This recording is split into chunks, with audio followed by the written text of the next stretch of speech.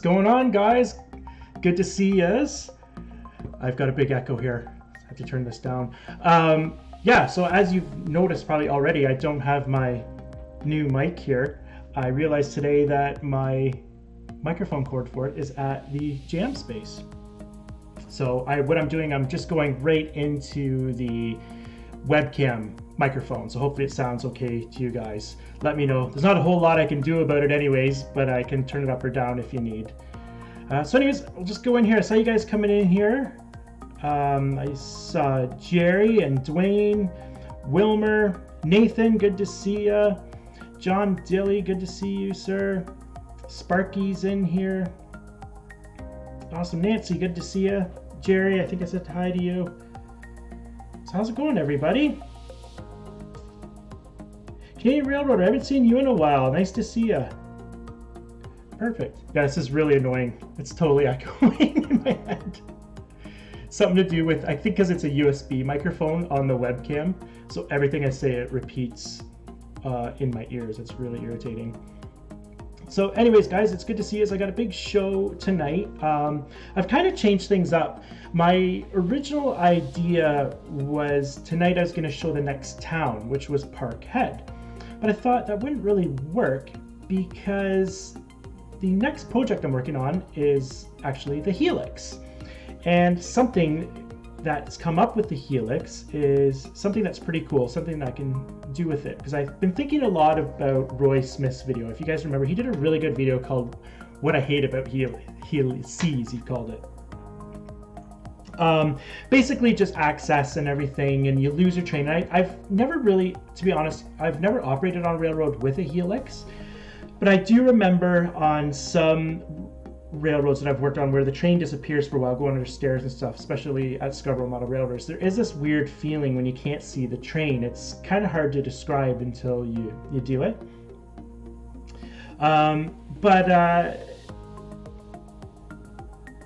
What I wanted to do originally was have kind of like pigeonholes, like almost like shadow boxes going into the Helix, where you could kind of look in and just very minimal detail on some of the levels going up. But as you're going to see very soon here, I've come up with something very different that's based on the prototype that was kind of literally a surprise. So it's pretty cool.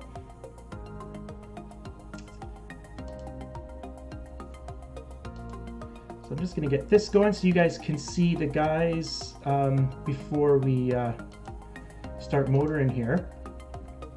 So like everybody knows, next week we have Dave Thurber of Crooked River and Eastern, and then the cycle starts over again. We have Wilmer from Indian Head Valley Railroad the week after that, and then Tony, Redbird Tony 2010. Talk a little bit about the shows throughout the week. On Mondays we have Nathan from Tyodotton Coal River and Valley Railroad. I believe that's how it goes. He has Narrow-Minded Monday on Monday nights. And then, of course, on Tuesday nights, we have On Track Tuesday.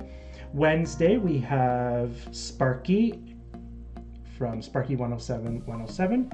Now, Thursday, I haven't watched... Okay, thanks, guys, for letting that go through there on the chat. Hot Rod Rodney is on Thursday. I haven't watched Rodney in a while. I heard he was having a few technical difficulties, but apparently he's back on Thursday nights. And of course, Friday night we have Cousin Vinny. So yeah, guys, that is that. Let's go into the chat.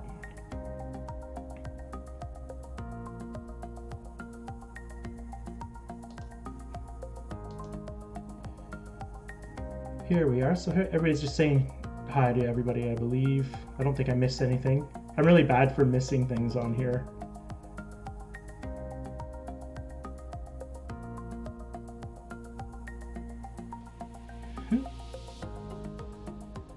Yeah, so first of all, to all my Canadian friends on here, I wanted to say happy Thanksgiving.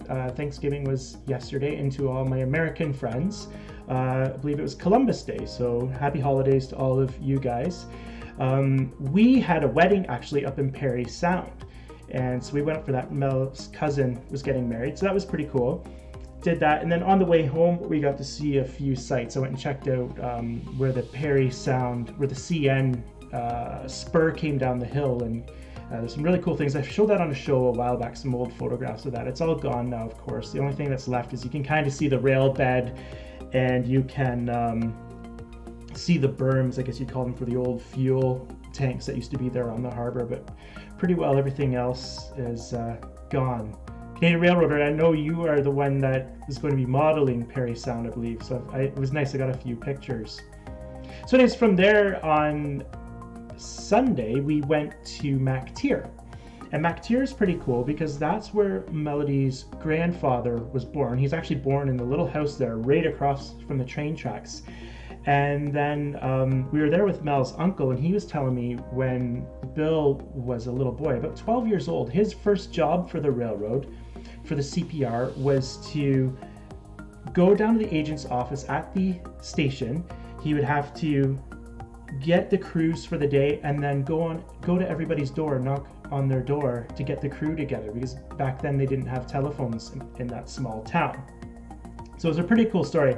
Now, unfortunately, I put this story on Facebook, and I took a picture of what I was told was the station. It looked like a station or a rebuilt station, but apparently it wasn't at all. So a few people were a little upset by that. So I had to change the wording and edit it a few times. But anyways, if you see it on Facebook, that you get the idea. The story's still true, just the building isn't the original station. It was torn down a long time ago. So Nathan, you're asking how the layout's coming along. It's coming along really well. I'm going to show you guys after the main part. I'm going to do a little show and tell. You'll see a little show and tell as we go along too. I've been working on some more buildings and stuff like that, and but like I said, at this point I am at the helix stage. So that's what I'm going to kind of talk about tonight, what's going on. You're probably wondering, that's kind of a stupid topic. It's a helix, but there's something that's kind of cool that came up from it. So we'll go back into here. So before also we get into it, I just wanted to say, speaking of you, Nathan, actually I have it right here. Big congratulations to you on your 600 subscribers. That's totally amazing. And I wanted to give a big shout out to Wilmer of Indian Head Valley Railroad for hitting 500. That's so cool. These guys are just taking off with their shows. So it's really nice to see. Really proud of them and really happy for them. So I wanted to just say that. So I think what we'll do now, we might as well just jump into it.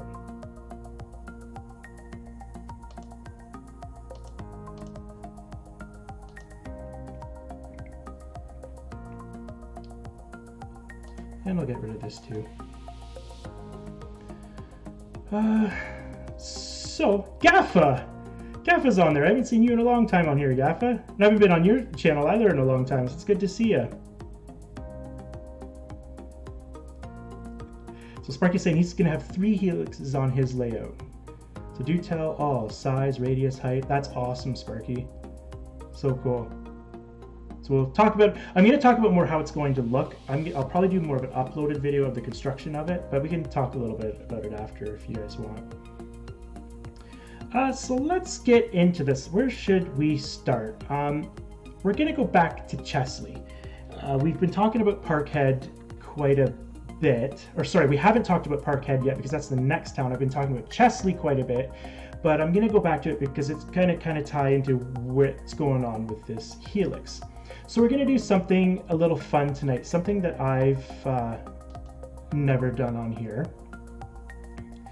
Now, just so you guys know, here, let me try something here. Bring this over here. Okay, I'm trying to make it so I can see you guys, or see your chat anyways.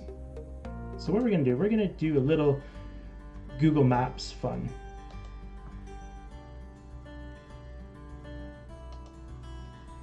Okay, so I got the map on here and I can see your chat, so I think we're okay.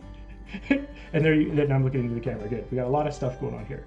So I wanted to start. Nobody, especially my American friends and Aussie friends on here, you probably don't really know where I'm originally from, and it's actually a kind of funny story. I'm sure Sparky knows this. I'm going to try to keep it PG, but you'll get the gist of it. So here we go, North America. We're gonna zoom in right in here, and I want to show you guys something. We've got the Great Lakes here. So when I was a kid, when we learned the Great Lakes, I was always taught this is Lake Huron, and it always looked like a person backpacking with a backpack on their back, if you guys can see that. So it looks like a man backpacking. That's Lake Huron, and the backpack is Georgian Bay. And Owen Sound, of course, is off of Georgian Bay. But it gets kind of funny. Do you guys, I want you to look at something here. Look around here. You're going to be looking for an elephant. Right here is the elephant's head as you come around here. Here's his trunk. And you come down, here's his front leg. And here is his back leg. You guys following along here? And then come on up here. This is his tail. Now when you look under his tail right here, that's his butt.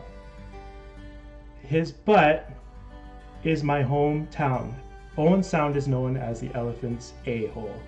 Okay, so that's the PG rated, that's what people call Owen Sound, and that's where I'm from. So everybody from around the world, you can always know where it is, because Owen Sound is the elephant's butthole. So anyways, we're gonna zoom in. Basically, I've never really showed you guys this. We have Palmerston here. This is basically where my staging is, and we work our way up this way. The line comes up through here into Hanover. I'm going to zoom in a little bit more. And we continue north into Chesley. So I'm going to zoom in so you guys can see Chesley.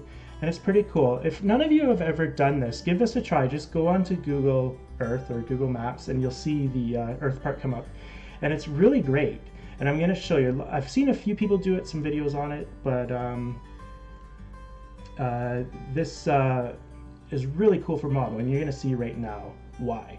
So right here, we have the tracks coming in, well, the road bed coming in. It's gone now. And a while back I was telling you guys about Krug Brothers. So Krug Brothers was right here. See how these new townhomes are an L-shaped? That's exactly where Krug Brother was. It was an L-shaped factory that was there, furniture factory. Over here was, I believe it's called Chesley Manufacturing, has a different name now, but it is still there. And that last video that I showed you guys, my last upload is kind of like a little operations teaser video. That literally was this line crossing right here. So this is 7th Street West. That's actually modeled and it goes right beside this building. So it's pretty prototypical, the layout. This building here, this big factory, it's newer. I don't even know what that is, but it wasn't there in the 50s. So first of all, what I'm going to show you guys, before we talk about the Helix, is right in here. Now this is kind of sad, but you see this area right here where something's been torn down? There was a building here, I can't remember what it's called, I have the name of it off the top of my head, but anyways, I am modeling that building. But when you do bring the little man in from down here, you can drop him, and when they film this area, the building is still there. See that? So this is great for modeling. So when I was telling you guys before about the one building that I was working on, how it was kind of a yellowy brick color, this is where I was getting this from, plus some old photographs, but this just confirmed it for me. Now in my old photographs, I can turn around here. The front of this building back in the day was actually still white from what I can tell, and the side was the original brick, so it's pretty cool. But the other buildings, so Krug Brothers further down, which was down here, what I'm working on right now, I'm going to show you that right now. So I'm just going to check you guys out here. Sparky knows where this is because he's from Kincardine. GAFA, Zoological Geography. That's right. I've never heard of the elephant in the map. Whereabouts are you from, Dave?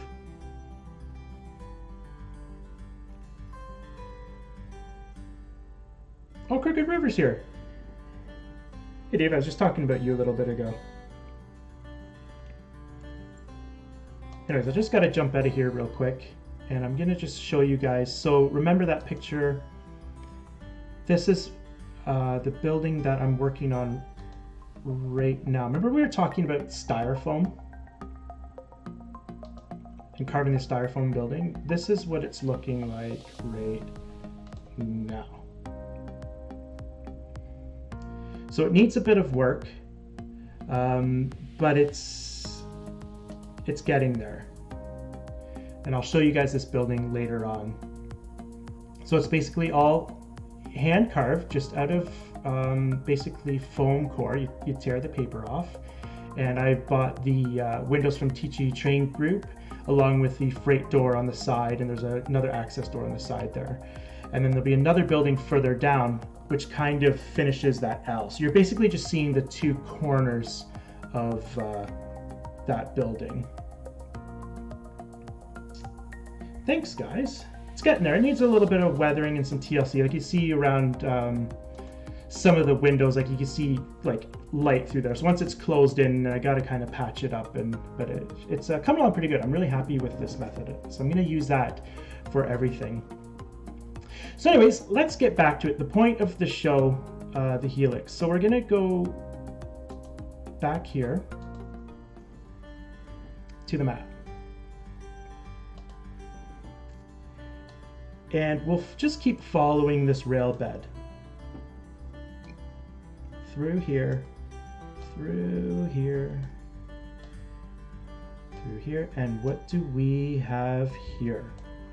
Now, I kind of knew about this bridge, but to be honest, I kind of forgot about it.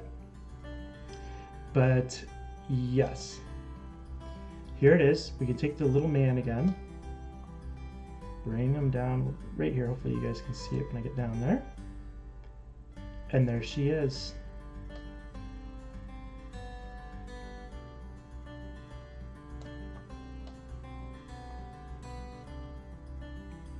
Pretty cool, eh? Now I can go further down the road, but it's really hard to see it because there's so many trees on here. So we could do this and turn around so you can kind of see it sneaking through. But I do have some pictures on here to show you guys, to give you some references. So I'm going to go back to here. And so this is what it looked like from it's hard to explain from here. But anyways, this is called the Krug Brothers Sawmill. So when I say Krug Brothers, it is still the same family that owned the furniture factory. So this is where a lot of their lumber came and was brought down to the factory. Now, unfortunately, it wasn't brought by rail, from what I understand. It would have been trucked, or probably, yeah, not the river, because the factory wasn't on the river. But anyways, it would be really hard to get this in the scene, but I am going to try to fake it somehow, like maybe have the buildings, like maybe the roof of the building kind of peeking through the trees or something, right? So you're probably wondering, what does this have to do with the helix? So here's my plan. This bridge is absolutely perfect for the microengineering bridge, right here.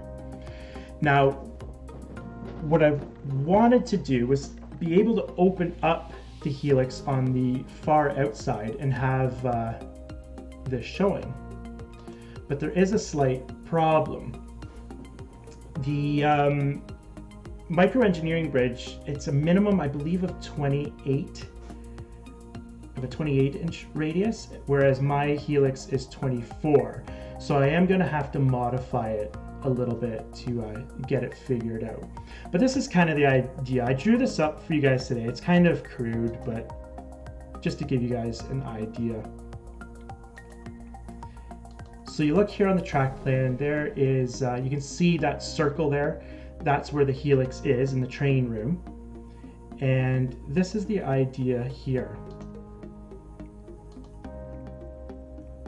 So basically, it's going to go around and around. So that's the dotted line on the inside. Then it's gonna, I have about 8 inches where it can swing out and then swing back in and then go back and climb on top of itself again. I hope that makes sense.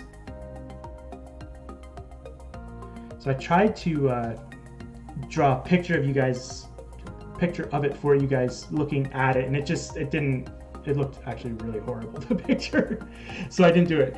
But so anyways, with that tight curve, I was like, okay, well, how about I go with building maybe a wood curved bridge, because I really like wood curved bridges. But I found this picture here, and it kind of proves that nope, I don't think at any time was it ever a wood trestle bridge. So I am gonna have to modify it somehow to do the 24-inch radius. Now, mind you, when it does swing out like that, it will probably have a little bit stronger of a radius in parts. Like maybe I will get up to like a 26, but still, it's gonna have to be cheated a little bit, I think. So I'll just have to buy the kits and kit bash it and modify it somehow.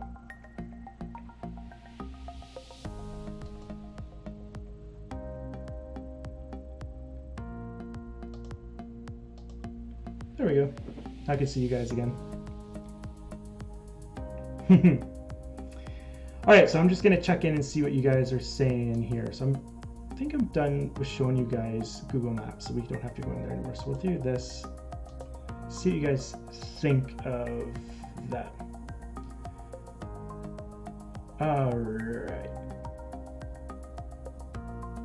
Yes, ton of snow in that picture. And it's funny in our area where I'm from, it's a snow belt because of what I was showing you guys earlier, Georgian Bay. For whatever reason, you get up into that area, you get about half an hour out of Owen Sound, and it's just covered in snow. It's crazy. Where I live now, like down in southern Ontario, there's not as much snow. It gets cold, but not snow like at home. Sparky's saying, there's nothing to get 3 feet to 10 feet in a day there. Not as bad last couple of years, but 7 years ago, wow, over the power lines. Yeah, I would, especially up by like Lion's Head and stuff. I remember that, Sparky. John, you're on here. 2618. So you think that's a great idea? Thank you. Yeah, so that's it. It'll break it up. And I might still do one of the shadow boxes coming out or going around it on one of the sides, but I think it'll break it up. I'm planning what I'm going to do is probably 2 or 3 turns, then swing out for that. So it's going to be kind of tricky carpentry because it's almost have 2 fascias. It's going to have the fascia on the bottom. Oh, sorry, you can't see me. Fascia on the bottom, and then a fascia going around the original helix, right? So that's going to be kind of the backdrop. So it'll be interesting, but I know I can do it. I can picture it in my head. It'll be doable.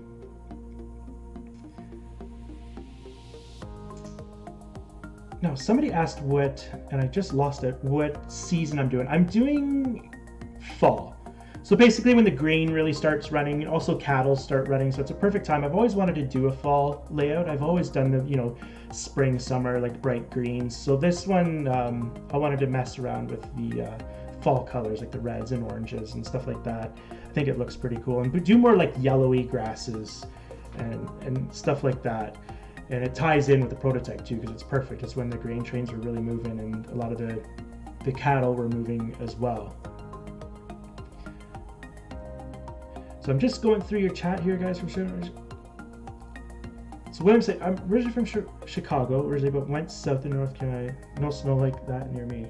Nice. So I don't know if you remember, William, that's where I got my first train, was in Chicago.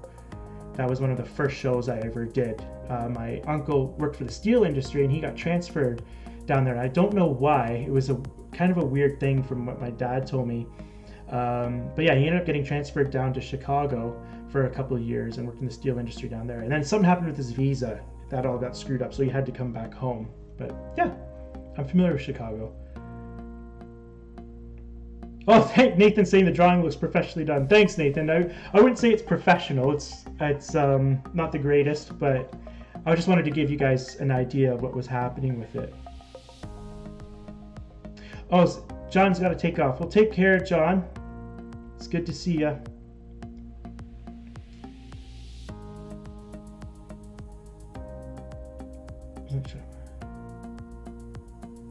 There's James. How you doing, James? 7207 Hobbies. Good to see you.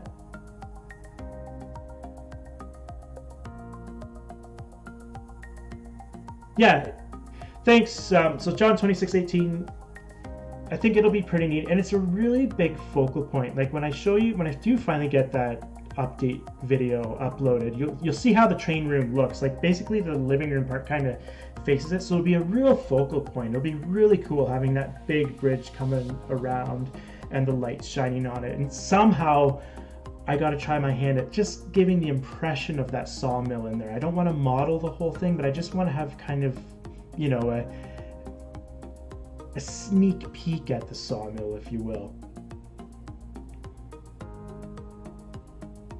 So Railroader here saying you're going to winter. That's pretty cool. You don't see too much of that.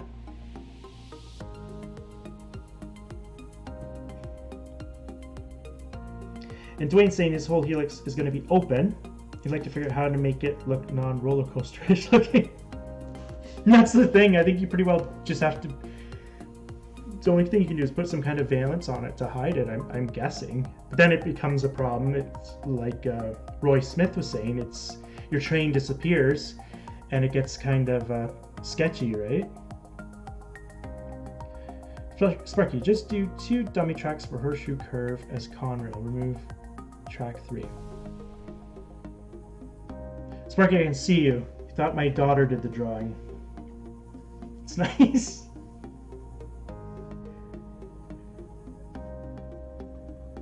Cool, guys. So I guess we'll move on here. So I don't really have any pictures on here of the railroad, but I wanted to just do a little show and tell of some of the stuff I've been working on. So that's what I'll do first. Get back into here. So that first building. Now I remember John Model Railer when I first initially showed you guys the idea of well, here it is. This is the original idea I showed you guys. Just kind of some samples like this of the foam carving when I was messing around with it. So John said to make sure to brace it because it does warp, and he's absolutely right. So all I did, I cut the pieces first, mitered them. I just mitered them with my X-Acto blade. But then this is how it is. It's pretty crude, cheap and easy. It's just balsa wood inside to brace it. And I probably will brace it here and here. And then the only thing I really have left to do, I'm going to do a gravel top. I'm going to try to do some kind of flashing up here. I'm thinking of using construction paper. I've heard of some O-scale people doing that. And then using some powders to bring it down. But yeah, the only other thing I have to do is I have to put the stone sills on there. You can see that in the picture there. I'm going to do that with craft foam. Paint them gray, stick them on there. And then it's just a bit of weathering, and she'll be pretty well ready to go. So I hope you guys can see it. Kind of I turn like that. Now there's something funny. If you look here, there's a big line. Let's see if I can turn it. This light's really bright. But there's a big line going up here. Sorry, I can't. Here we go. That was from my daughter. She got a hold of this when I was sitting on the layout and decided to draw a nice line on there. And I didn't want to recut it and everything, so I just ended up bringing cracks off of it and everything to make it look just kind of old and weathered. So I thought it's kind of a cool little ode to Millie. That'll be there forever. But yeah, and the other point is too, this faces away from you. So what I'm going to do is when I do the fascia, on the front of the layout, I'm actually going to have the fascia come through like this and go up and around like this. So it'll actually, and then this will butt right into the fascia. Now, something I also toyed around with these buildings was I was thinking of making a hole, like a window in the fascia board and detail the interior, but I don't know. I might do it, but when you look at the inside, it's pretty crude. So we'll see. It could be fixed up to detail it, but just even the way I brace the floor, like I should have did the floor different if I was going to do that, but I'll think about it. Okay, so William, that is a great question. Dollar Tree or Walmart for foam core? I prefer the dollar store foam core. So from Walmart, I believe you can get like the Elmer's brand. It's a little bit more money, but I find it really hard to get the paper off of that. You can still use it, still does the same once you get the paper off, but this stuff from the dollar store, it's like $1 for a huge sheet. I mean, I got enough of this for $2 to do my whole railroad, and the paper comes off so easy. You just peel it right off and you're ready to go. You don't have to, some people like I've seen like wet it and stuff to get it off, but with this you don't have to. Okay, Wilmer's saying windows and doors, yeah, TC for sure. That's where they came from. I'm just reading your questions here, guys. So somebody said the foam core. So yeah, Jerry, like I said, this is from the dollar store. You can get it from Michael's and stuff in Walmart, but I find the cheaper, the better. I mean, it's so cheap. I mean, you can go buy a few pieces and experiment with it. But I found that this really cheap stuff, the paper comes off so easy. So James is saying, Benny, do mock-up structures. And that's the cool thing about this, James, is if you watch my last show, I had foam mock-ups kind of all over on the railroad. That was these.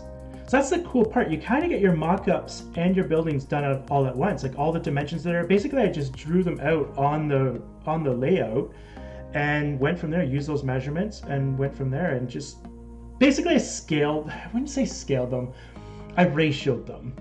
So I looked at the pictures and basically went, okay, the window's this wide, so this space between this window is that wide. I kind of did it like that. So it's more like a ratio, but it works out to be pretty accurate. So it's not exactly to scale, but pretty close. So John 2618 said he tried late winter, but mostly industrial. I love your layout. You've just absolutely nailed that. With just like the you've got a few spots, if I remember right, like of the melting snow and everything, like kind of going into the grass, and it's just so well done. Canadian Railroader wants to add a ski hill with a working chairlift. That's pretty cool. I don't think I've ever seen that. Maybe once on like at a show or something, but I can't think of seeing that. It'd be cool if you could get it to work. Nathan's saying, Ben, is it hard to find locomotives for the layout in that time for your layout? Yes, Nathan, it is. Now, basically, if you want to do, for that time, steam engines, you got to go brass if you want to be completely accurate. Now, a really cool thing is Rapido is coming out with their new line. They've already come out with the Hudson, which I've heard there's been some problems with.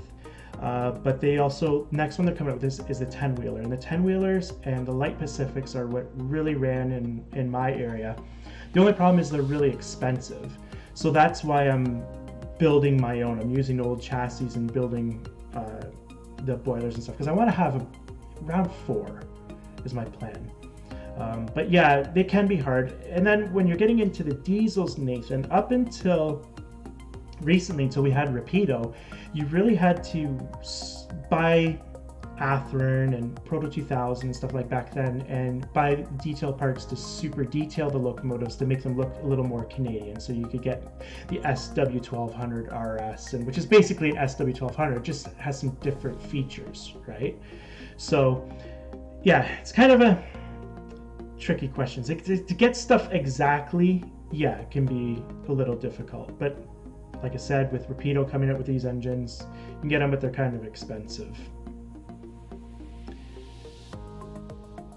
Nathan's saying reading in northern stuff, it's hard to find. Yeah, I could see that, Nathan. And that's where you have to get into, like, go on microscale. And they'll have the decals, and that's what I do a lot. Is I used to do that, just kind of take American locomotives and repaint them and decal them. That's kind of how I got into all that. It's very common for Canadian model railroaders. Not anymore, but back in the day it was. All right, so I'm just scrolling down. Oh, it's Chris. I saw everybody saying hi to Chris. How's it going, Chris? And that's someone too, guys. I was talking about shows earlier. Chris is the last Thursday of the month, I believe, with the Go VR Go Home After Dark show. And we want to talk about Rapido. He talks about Rapido a whole bunch. Look into Bowser locomotive kits. I will look into that, James. I've bought a few. Bowser, it's funny, Bowser's carrying CalScale parts. I used to buy a lot of CalScale detail parts. They had some really good stuff for Canadian style locomotives. And that's the only place I can find it is Bowser now, which is really weird. So you buy it right off their website. Happy Halloween. So look, let's see here. It's Halloween next week. I guess it is. Cool, guys. So I just wanted to show you guys that. So that's the other thing I like, because I'm kind of a budget model railroader too. So it's scratch built and it's on a budget. This was done for, I mean, the most expensive part was the windows, and you can get, I think it was 12 windows for $3 or something from Tichy, and then you just pay for the shipping, which is really reasonable. So I really love those guys. I buy a lot of stuff from them, as you guys already know. And Sparky, I like that outside brace boxcar you got from them. That's very similar to my CP one. That's going to be pretty cool when you get that going. 30 watching and only 1 thumbs up? Is that true? I normally, okay, now you guys are getting it. There we go. You're getting, I haven't done the scroll and where is it? Oh, here we go.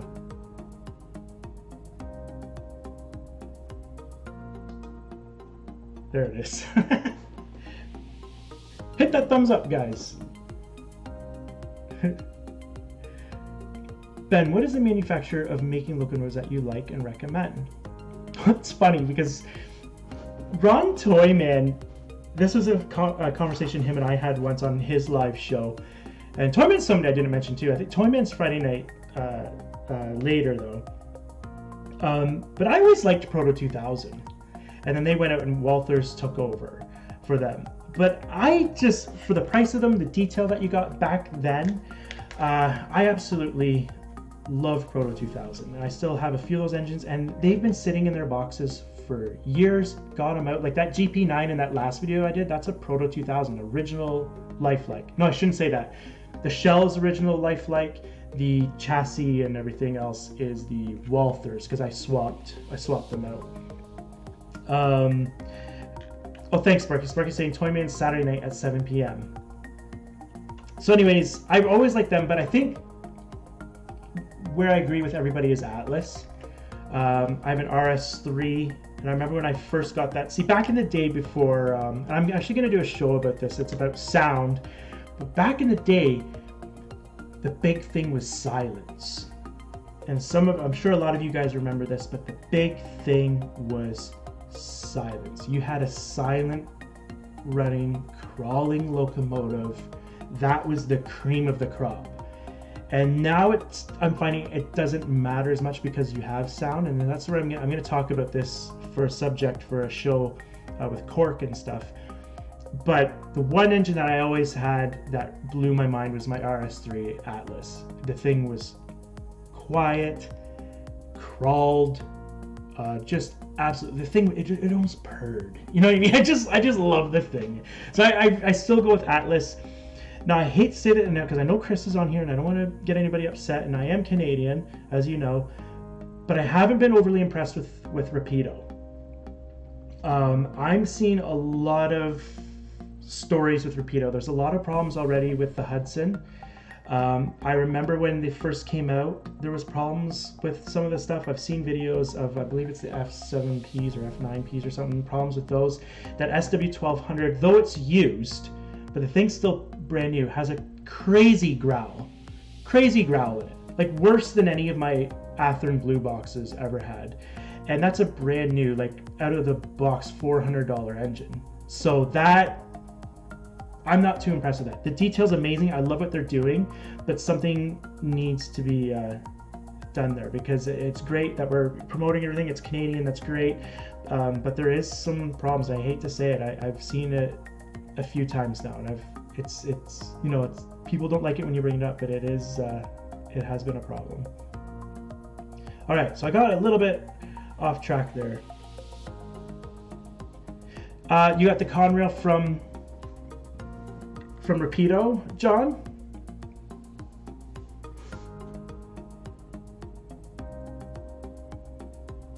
Hopefully, all the videos that I've seen of them, John, haven't had that. But I've seen some of the F units and stuff, and some of the passenger units, like the VIA ones and stuff, have this weird growl to them. Apparently, you got to take them apart and isolate the motor. You got to put a little, I saw a video on it, you got to put a little foam under there and stuff. But on a $400 engine, you shouldn't have to do that. A lot of people are saying, oh, it's just gears and stuff. It's not the gears, it's the, kind of like how Wilmer's engine was vibrating, the one that I did for him. Expensive to send peanuts. But they, you know what, John, they are beautiful. When you see like the detail they put in them, there's nothing like it, but they're not, I'm still a diehard Atlas fan. I hate to say it, but that's where I am.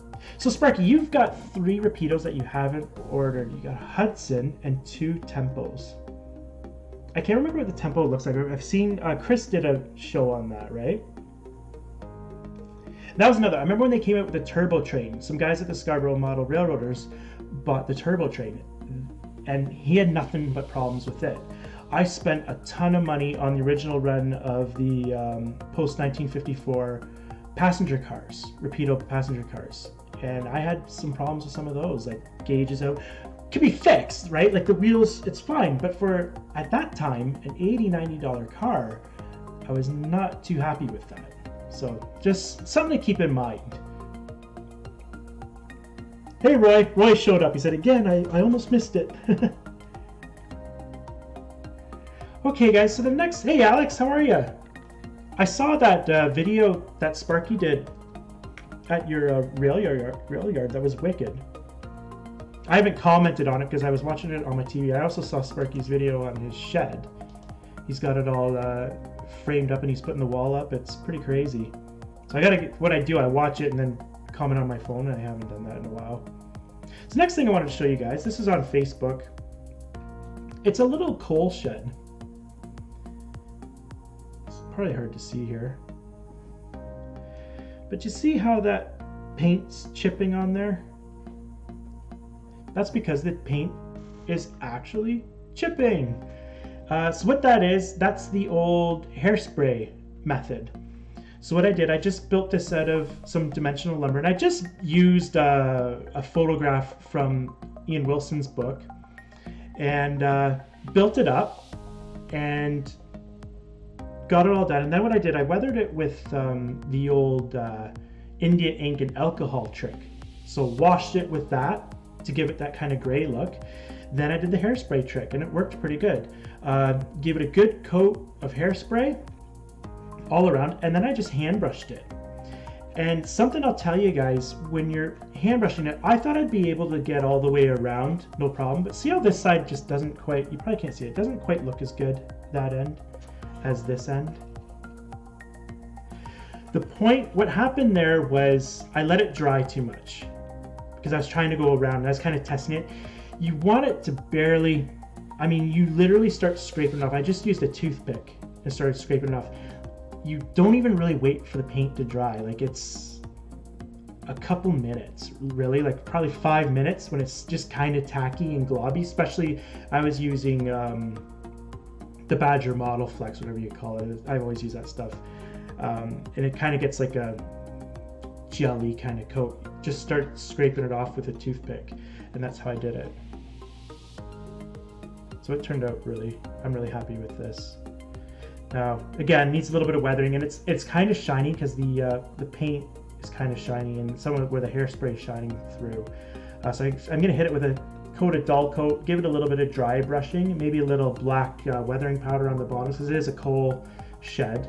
But that'll be about it. And then the top is just construction paper. So I was originally going to do shingles. I'm like, you know what? This is facing away. It faces you like this on the layout. So I'm like, I'm just going to do the old-fashioned roll style. I forget what you call it, the old tar paper, whatever they put on these things.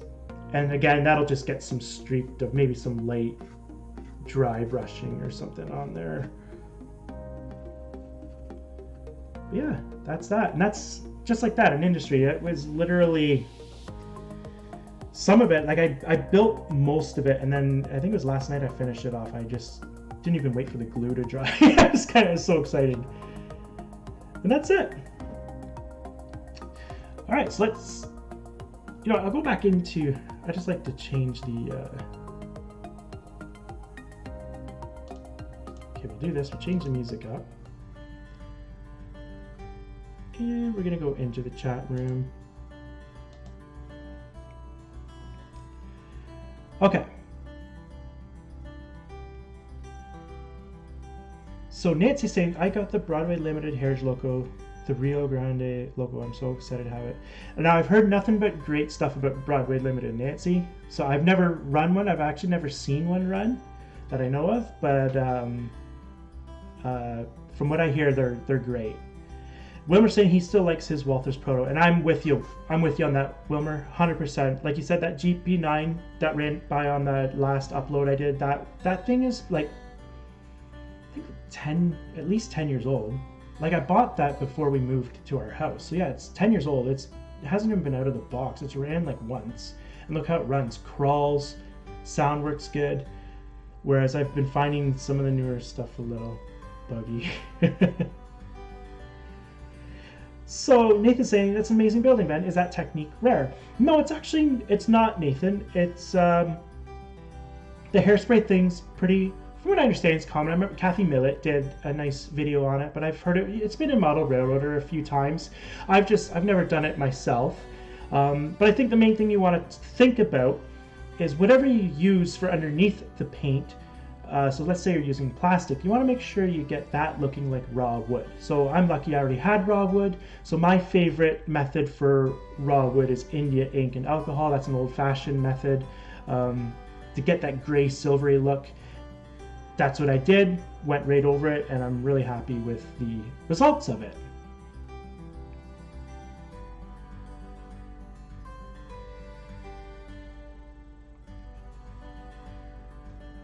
Highland Husky Mooch Squad. What about using a fiberglass pen from Canadian Tire in the automotive section? I'm not exactly sure. Do you mean for weathering it and scraping it up, or are you just joking around? But one thing I do use from Canadian Tire, now some of you guys are gonna get upset by this, but something I've found for cleaning my track. Now, a lot of people say you should never use abrasives, and I agree and disagree. I've always found that sometimes you just need, I always use that little blue eraser thing.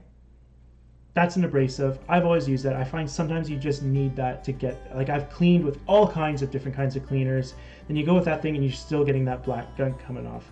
But something I've found is that I originally bought it for roofing, 600 grit sandpaper. It's actually for automotive applications. So when you feel it, it's not even, you can't even really feel the grains on it.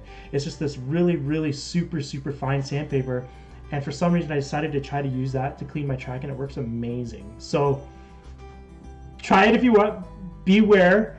But I find it works great, and I can't see it scraping or scratching the track because there really is nothing on there to do it. You can't even feel the grains.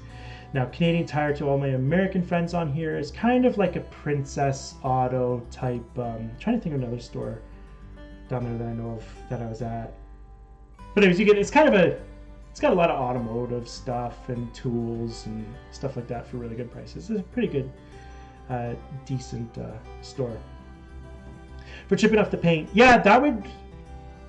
I'd have to feel it. I've heard a rough toothbrush works really good. I had a softer toothbrush, but it wasn't strong enough.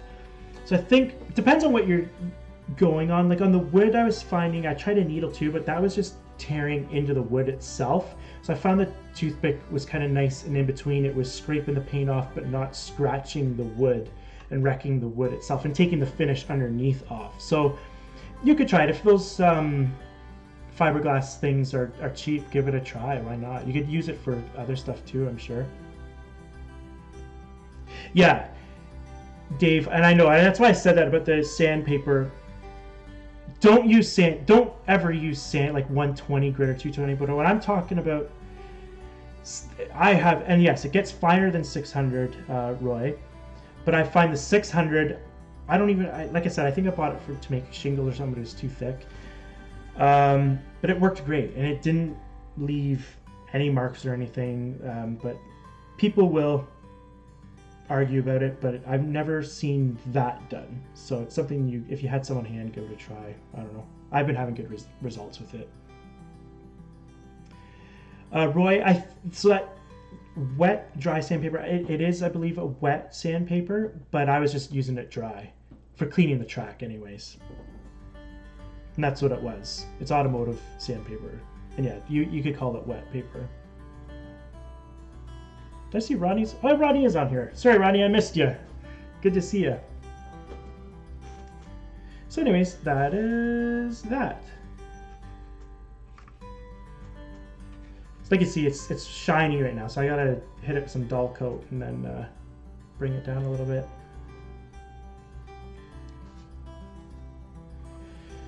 So guys, that is about it for everything. I know I keep saying to do that layout update video. The reason why I haven't done it is the basement. We've been, just like I said before, just been hanging out there, and every time I go down there, it's just a mess. So I got to get it cleaned up and do a good video of it, because there is a lot done. I watched a little bit of the original first layout update video, and it's way different now. It's all painted and trims in, and on the main part anyways.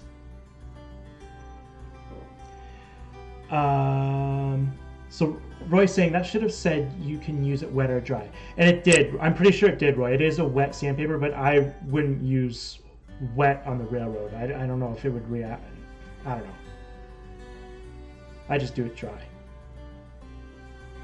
Yeah, Ronnie, you were blue last time. I remember that. You asked me, and so I just threw it on there. I saw Joelle came on there. How are you?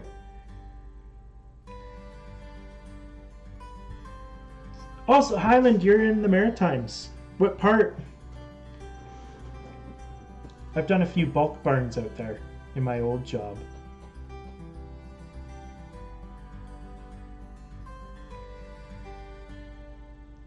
Canadian Railroad, are you going to build any engine houses for your locomotives for your layout? Yeah, the roundhouse in Owen Sound looked quite similar, very similar to this actually. Same, and this paint. So all I used was Canadian National Red, number 11, I believe. It's just your typical boxcar red.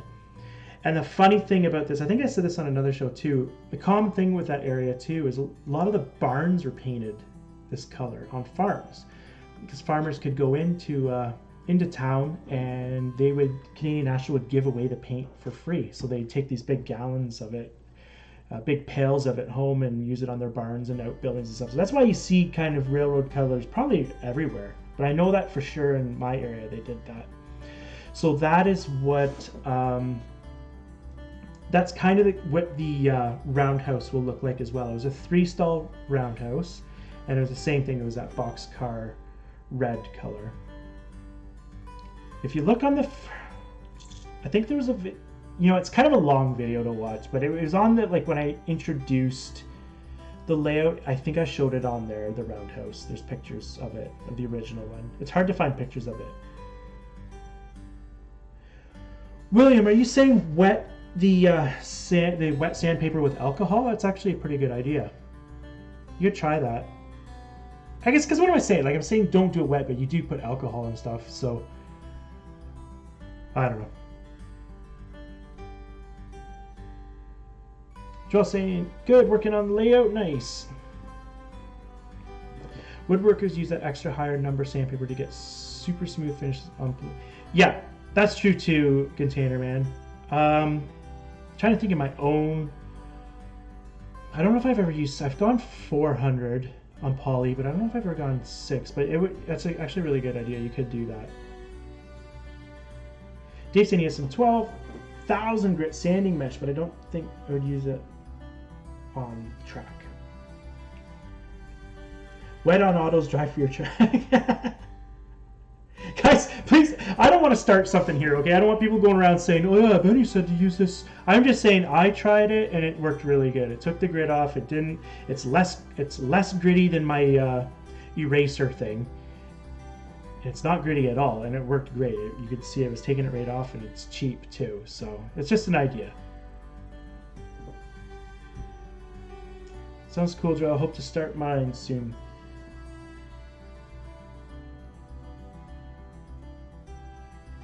Yeah, you're right, Carl. Anything over 600 probably would work fine. But this, I don't know if I shouldn't even have said that. I don't know why I said that.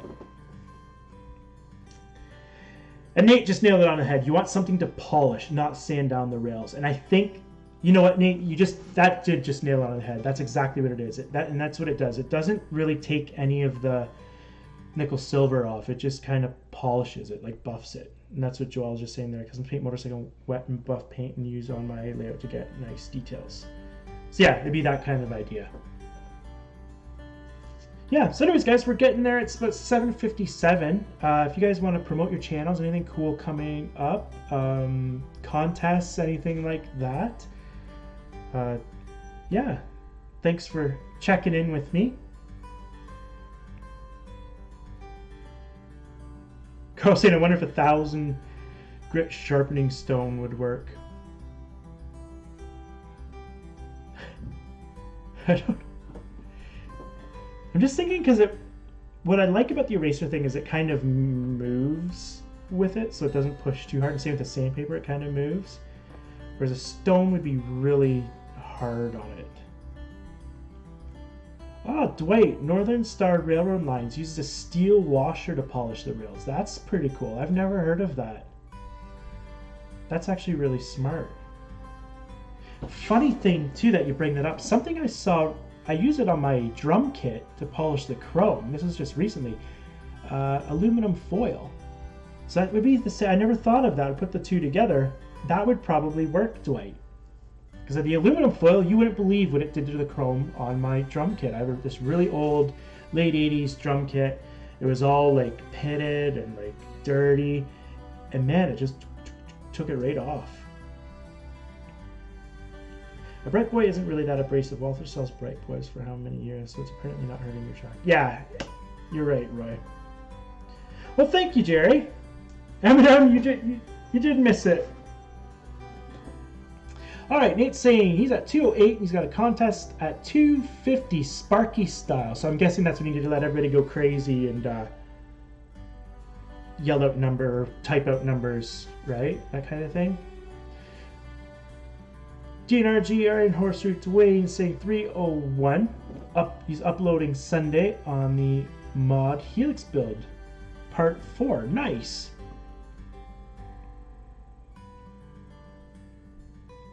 William saying he's going to have a new video mail call soon, but Renaissance Fair is killing my weekends. I wondered if you were into that kind of thing, because you see your picture there. And Wilmer's going to have a prize coming out soon when he gets the prizes worked out. And that's for, I believe, Wilmer's 500th milestone. Oh, everybody's saying hi. John, you hit 1,000. Congratulations, man! I didn't even know that. That's great, and you know what? You totally deserve it because that layout is just absolutely incredible, and it just goes to show when you do the good thumbnails and put the whole package together, that happens because yeah, it just makes sense. Great channel, John 2618, guys. I think I shouted him out before on a thing, but go check him out if you. I'm sure you guys all do, but it's just beautiful switching layout. All right, I think everybody is getting ready to go here. And yeah, it's 8 o'clock.